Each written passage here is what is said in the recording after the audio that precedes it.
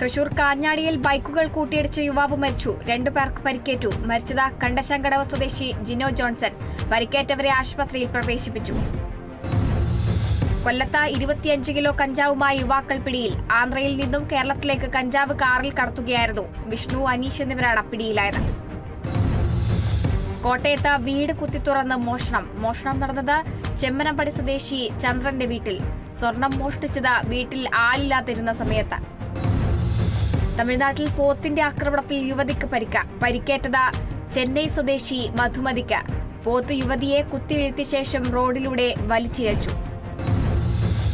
ആലപ്പുഴ കായംകുളത്ത് ജ്യേഷ്ഠൻ അനുജനെ കുത്തിക്കൊലപ്പെടുത്തി. മരിച്ചത് രണ്ടാംകുറ്റി സ്വദേശി സാദിഖ്. സംഭവത്തിൽ സഹോദരൻ ഷാജഹാനെ പോലീസ് അറസ്റ്റ് ചെയ്തു. ബസ് ടിക്കറ്റ് നിരക്ക് വർദ്ധിപ്പിക്കില്ലെന്ന് കർണാടക മുഖ്യമന്ത്രി സിദ്ധരാമയ്യ. ഇന്ധനവിലയിൽ BJP ഭരിക്കുന്ന സംസ്ഥാനങ്ങളെക്കാൾ കുറഞ്ഞ നിരക്കാണ് കർണാടകയിൽ നിന്നും മന്ത്രി.